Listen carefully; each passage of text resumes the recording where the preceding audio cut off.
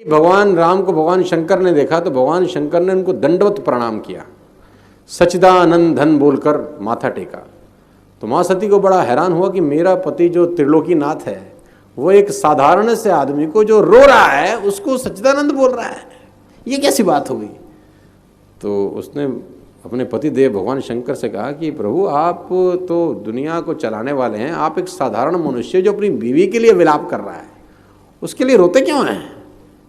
तो भगवान शंकर ने बोला कि ये वो नहीं है जो तू सोच रही है, ये ईश्वर हैं, ये राम हैं, ये वो राम हैं जिन्होंने अवतार लिया है। लेकिन सती को ये बात समझ में आई नहीं। बोला अवतार लेने वाला व्यक्ति अपनी पत्नी के वियोग में रो रहा है, ये तो जार जार होकर रो रहा है। तो भगवान शंकर ने बोला माता शक मत करो, लेकिन कभी कभी स्वभाव से भी आदमी शक करने लगता है और शक कितना बुरा असर डालता है मैं आपको बताना चाहूँगा। तो भगवान शंकर ने कहा अगर तेरे को विश्वास नहीं है तो तू परीक्षा ले ले। तो मैं यहाँ बैठा हूँ, तू परीक्षा ले आ। तो माँ ने कहा ठीक है। तो अब सती जा रही हैं भगवान राम और लक्ष्मण की परीक्षा लेने। तो जब गई परीक्षा लेने तो उनको सोचा कि मैं परीक्षा लूँ कैसे, पता कैसे चलेगा कि ये असली वाले ईश्वर हैं या वैसे कोई साधारण मनुष्य है। तो सती ने सोचा कि ये सीता के वियोग में भटक रहे हैं, तो मैं ऐसा करती हूँ सीता का रूप ले लेती हूँ।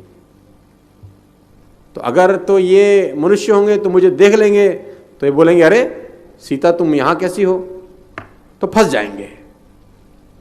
तो माँ सती ने सीता का रूप धारण कर लिया भगवान राम की परीक्षा लेने के लिए। और जब भगवान राम और लक्ष्मण उस वन से गुजर रहे थे तो सती तुरंत भगवान राम के आगे आ गई जो सीता का रूप ली हुई थी। अब भगवान राम ने जैसे ही सीता रूप में सती को देखा तो भगवान राम ने हाथ जोड़ दिए। भगवान राम ने कहा मां आप अकेली घूम रही हैं, त्रिभुवनपति भगवान शंकर कहाँ हैं। तो जब मां सती ने ऐसा सुना जो सीता का रूप ली हुई थी तो वो घबरा गई। उनको लगा कि भांडा फूट गया। वो वहां से बिना प्रणाम किए निकल गई। अब भगवान की लीला देखिए, वो जिस रास्ते से गई उनको सामने से भगवान राम लक्ष्मण और सीता आते हुए दिखाई दिए। मां सती के हैरानी का ठिकाना नहीं था, क्योंकि भगवान राम और लक्ष्मण को तो पीछे छोड़ आई थी। सामने से उन्होंने देखा राम लक्ष्मण और सीता उनकी तरफ चलते आ रहे हैं तो घबरा गई।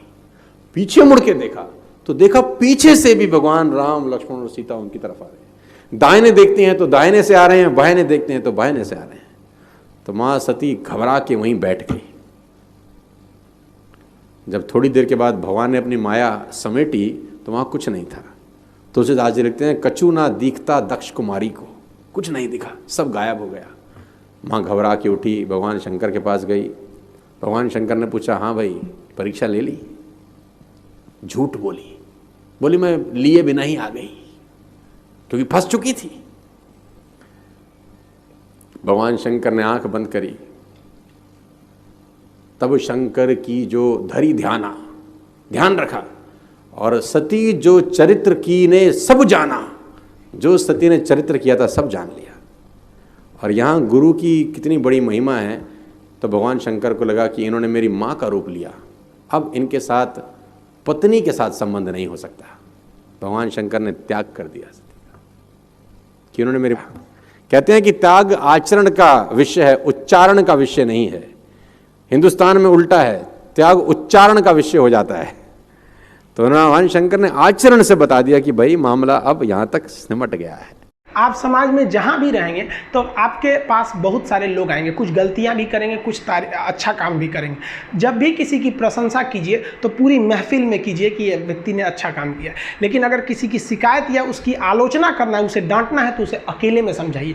और डांटने के बाद उसमें इस तरह से कर दीजिए, उसमें प्रशंसा मिला दीजिए। कोई गलती कर दिया, मान लीजिए आपका छोटा भाई नहीं पढ़ाई किया, गलत कम नंबर लाया, तो उसे डांटिए कि, लेकिन अकेले में डांटिए कि इतना कम नंबर क्यों लाया। फिर उसे एक उसी में एक पॉजिटिवनेस जोड़ दीजिए। तुम्हारे में इतना मेहनत, हम इसलिए डांट रहे हैं कि तुम कर सकते थे लेकिन क्यों नहीं किए। मतलब आप केवल इसे निगेटिव मत बोलते रहिए। और किसी भी रिश्ते को अगर बिगाड़ना है ना, चाहे कितना भी गहरा रिश्ता क्यों ना हो, उसकी कमियों को डेली कोंचते रहिए। तुम ये किया, तुम ये किया, तुम ये किया।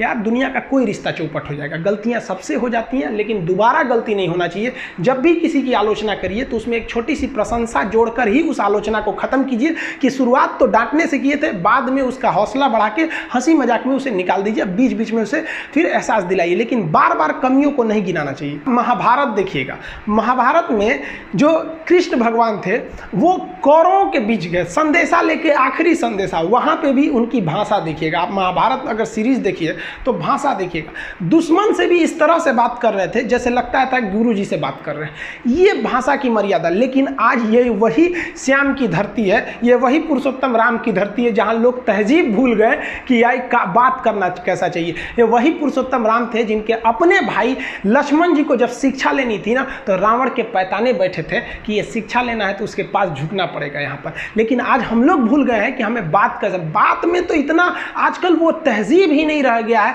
कि इतना रफ बोल दो कि दुश्मन। किसी से पूछो, एक लड़का पूछा तुम्हारा क्या हाल है, तो कर खराब है, ठीक कर दोगे। जब हाल है भाई। आप सबकी जिंदगी में कुछ कठिनाइयां आएंगी, ठोकरें लगेंगे, लेकिन ठोकर खा के संभलना भी जरूरी है। ठोकरें खाकर भी ना संभला तो ये मुसाफिर का नसीब, राह के पत्थर तो अपना फर्ज अदा कर चुके हैं। और कभी भी मुश्किलों से घबराइएगा नहीं। कोको कोला कंपनी जब स्थापना हुई थी तो एक साल में केवल इसके 25 बोतल बिके थे। कंपनी का दिमाग हिल गया था। लेकिन आज के समय में दुनिया में हर जगह कोको कोला बिकता है और इसने तो फिजिक्स को उल्टा कर दिया। लोग कहते हैं ठंडा मतलब तो कोको कोला। भाई साहब, ठंडा मतलब वो होता है जिसका टेम्परेचर कम हो। लेकिन इतना भी कहा कि इसके आगे लोग भूल गए कि ठंडा मतलब कोको कोला नहीं होता है, ठंडा मतलब वह चीज़ जिसका टेम्परेचर कम है।